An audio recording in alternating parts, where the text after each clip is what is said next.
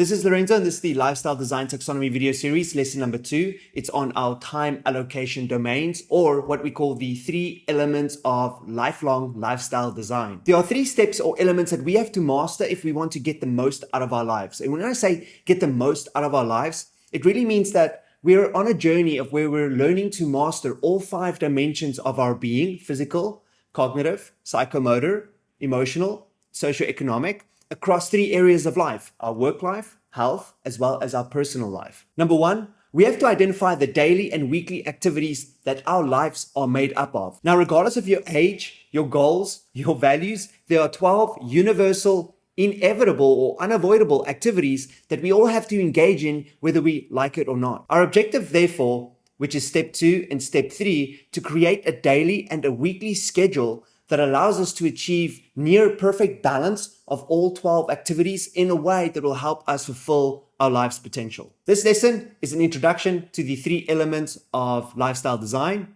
lifestyle activities, your daily schedule and your weekly schedule, or what we call the 3 domains of time allocation. See you inside. Step 1 to coming up with the perfect daily and weekly schedule for your life is first identify the activities of which your life is made up of. In other words, our goal is not simply to just manage our time or come up with a schedule that makes us feel restricted. Rather, it's the lifelong practice of learning how to balance at least 12 universal life activities. Why? To help us fulfill our life's potential. There's so much in this one sentence. In fact, it encapsulates the entire objective of this taxonomy video series. When I say universal, I truly mean that these are activities that, regardless of your age, sex, values or goals, or culture, we all have to engage in these activities. So we have one of 2 choices. We can either learn to become good at them, or we can continue to survive or struggle through them and as a result live a life of mediocrity. Next, each activity of the 12 activities will either be an activity of maintenance, an activity of development or growth,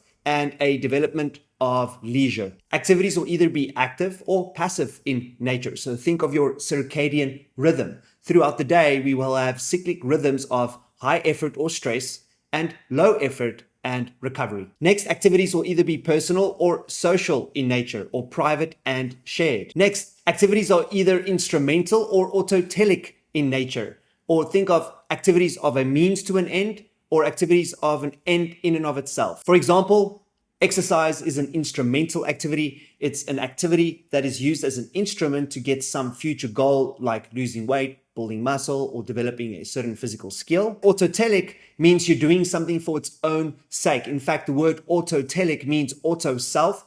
Telic comes from telos, which means end in mind. You're doing something for its own sake, such as, let's say, playing or connecting with a friend. You're not necessarily thinking of the long-term benefit from a conversation so much as just enjoying the conversation. The secret to life, in my opinion, is where you learn to convert all 12 universal activities of life into a hybrid of an instrumental and autotelic activity. For example, if you can take an activity such as exercise, which most people don't enjoy, but if you learn to associate joy with exercise, not only will you enjoy doing it in the moment, but you will also benefit from it in the future. Finally, and as we saw before, all 12 universal activities of life will either be an activity of work, health, or personal. And in fact, there are exactly 4 work, 4 health, and 4 personal activities. For example, here you can see me watching TV, an activity that we call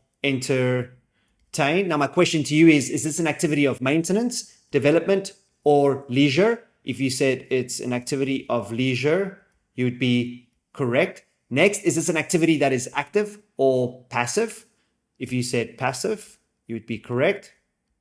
Next, is this a personal or social activity? Well, currently it's personal, but it could be social or a hybrid. Is this activity instrumental or autotelic?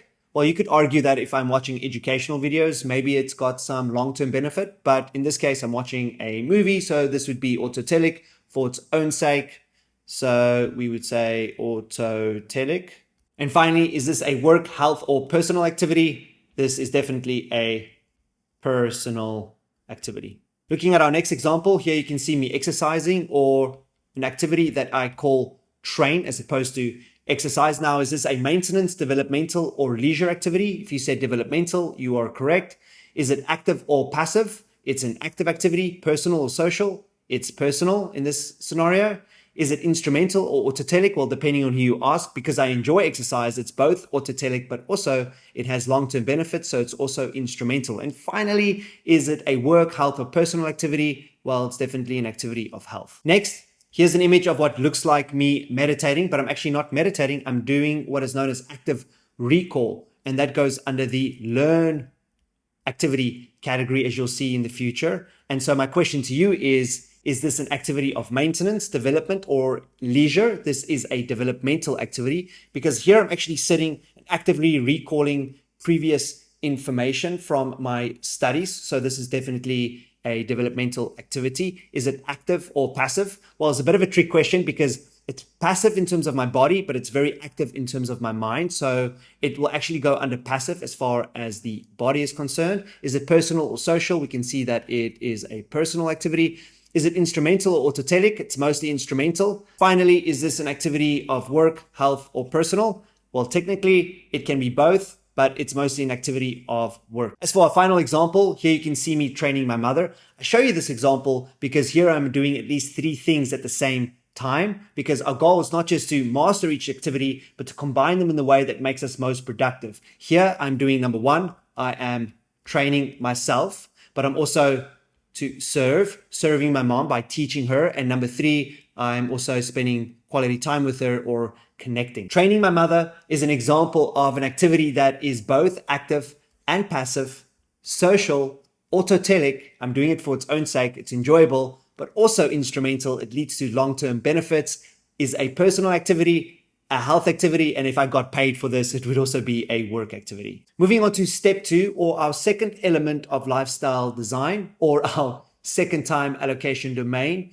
is all about creating a daily schedule for our work, health, and personal lives. More specifically, an hourly view of our ideal morning, afternoon, and evening sequence of daily work, health, and personal activities. So while the 12 universal activities of life is the same for everybody, what is different for each individual is, number 1, the quantity of time, the quality of time, the combination of activities, as well as the sequence of those activities. In other words, if step 1 is all about identifying the activities that make up our lives, step 2 is mastering the lifelong practice of learning to schedule our work, health, and personal activities in a way that helps us fulfill our potential in our own unique way. As for our third and final time allocation domain, just as we need a daily schedule or an hourly view of our ideal morning, afternoon, and evening sequence of daily work, health, and personal activities,